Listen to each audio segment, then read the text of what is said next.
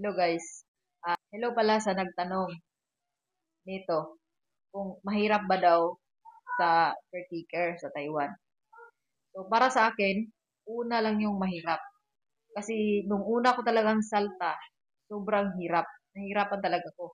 Iniisip ko nga kung uuwi ba ako, mag-recontract ako, pero iniisip ko yung utang na inutang ko sa lending, pang placement, inutang ko pang training.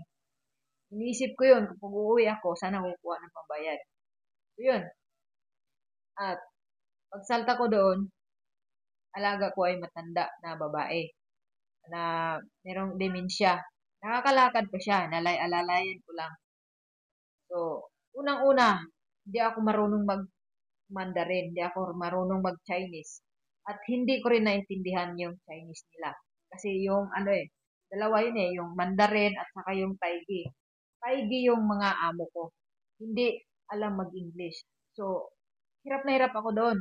So, thank thankful pa rin ako dahil yung amo kong lalaki, napakasipag magturo sa translation. So, doon ako nagpapasalamat dahil mabait sila.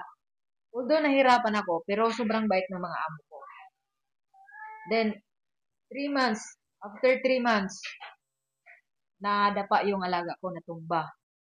Tapos, hospital. Tapos, naoperahan dito sa gilid. Hindi naman nagalit yung amo ko kasi sabi nila ganun talaga yung mga matanda, makulit, matumba. Hindi naman nagalit. Walang galit na naintindihan nila. So, na hospital. So, sila kasi ayaw nilang magpadisturbo sa trabaho nila.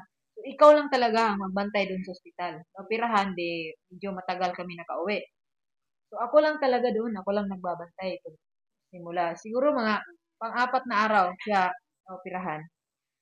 So, siyempre, marami pa siyang, kasi nanghina siya, nilalagnat siya noon. Maraming mga karayom, mga dextrose na nakatusok sa kanya, tapos may hose pa dito nilagay dito sa inoperahan niya. Yung hips kasi niya, pinalitan ng buto. Ay, yung buto dito sa hips ba, pinalitan.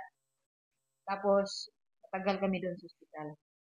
Siyempre, sa pagod mo, puyat, walang ganong tulog, kasi pagkaganyan na mga may dementia, tapos nasa hospital, hindi natutulog. So, ako lang talaga, si idlip-idlip lang. So, yun nga, marami siyang tusok na karayom, mga dextrose, suskay, nakaidlip ako. Yun yung unforgettable ko na experience na hindi ko makalimutan talaga. Parang napubya ako. Parang sabi ko talagang ayaw ko na. Pero wala na tayong magagawa kasi nandoon na tayo.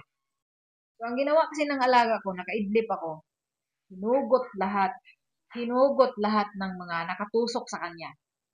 Pati yung dito, yung hose, maliit na hose dito sa opera niya, na para ba yung pag may dugo dito, doon, yun yung sisip-sip, doon dadaan yung dugo. Tapos, lahat na nakatusok niyang karayom, kasi marami siyang karayom na nakatusok. Although, nakatali siya, tinali siya sa grills ba, kasi malikot nga. Siguro nakawala. Magaling magtanggal sila ng tali. Magaling sila magtanggal ng mga tali. Yung mga matatanda doon. Magagaling magtanggal ng mga tali mo dito. Tali mong ganyan. Sa higaan. Magaling magtanggal. So, nakaidlip ako.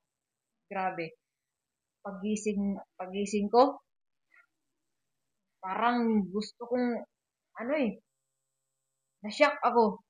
Nakaupo na yung alaga ko. Lahat ng mga kumot, puti, puro dugo na. Yung higaan, puro dugo. Hindi ko alam kung anong una kong tatawagin. Yung nurse. Tapos hindi ako marunong magsalita. Tapos sabi ko lahat kasi dugo. Tapos wala na yung mga karayom. Yung mga plastic ng, yung dextrose na yung naiwan dito. Grabe. Natakot talaga ako. Kasi, di ba, pag dilat mo ng mata, dugo yung nakikita mo dyan sa higaan. Tapos yung mga kumot, dugo, unan. So, grabe ang takot ko. Niyak ako. Pumunta ako sa nurse station. So, siyempre yung mga nurse doon, di rin, di ako marunong mag-explain doon ba sa nurse kung anong nangyari. So, Tinawag ko na lang ang nurse pumunta doon. Grabe din ang bait ng Panginoon dahil pagpunta ko doon sa nurse station, may nurse doon na Tagalog. Maliit lang na babae, marunong mag-Tagalog at mag-English. Kasi yung mama niya, Pinay, naka-school siya sa Bulacan, taga Bulacan. Tapos doon na sila tumira sa Taiwan. Marunong siya mag-Tagalog. So, bless ako doon. Na-explain kong mabuti. At siya na ang nag-explain sa nurse. Akala ko pagalitan ako ng nurse. So, sabi ng nurse, mabait, sabi niya, huwag kang mag-alala. Ganun talagang mga pasyente namin dito, lalo na pag ganyan, mga matatanda. So, doon, nabuhay-buhayan ako. So, sabi ko talaga, grabe tong experience na to. Sa loob ng 3 buwan, ito na yung na-experience ko. So, sa nagtanong kung mahirap, una lang ang mahirap. Lahat ng pagdaanan mo doon, lang, i-charge experience mo na lang na ito talaga yung mararanasan ng mga experience. Oh, so dito guys, marami pa akong ma-share sa inyo na mga experience ko doon sa pag-caretaker ko, pag-nursing aid ko, ma-share ko pa sa inyo. So, sa una lang ang mahirap. Katagalan yan, matutunan mo yung salita nila, matutunan mo yung mga galaw ng mga alaga mo. So, yan, di ka na mahihirapan. Dahil ganun talaga pag nasa ibang bansa. Siyempre, natakot pa ako noon dahil hindi ko pa masyadong, although mabait yung mga amo ko, pero hindi ko pa sila masyadong close. Pero katagalan nung naging close na kami. 2 years lang ako doon sa unang alaga ko. 2 years.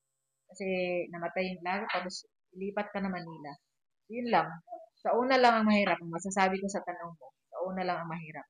Pero yun talagang unforgettable na experience ko, yung pagdilat ko ng mata, dugo na yung nakikita ko. Parang masyak, parang makulaps ako doon. Pero, andyan ang Panginoon, nakasubaybay sa atin. Kasi, hindi nga ako makapag-explain, pero pagdating ko doon sa nurse station, may Tagalog doon na nurse. So, blessed ako doon. So, yun lang.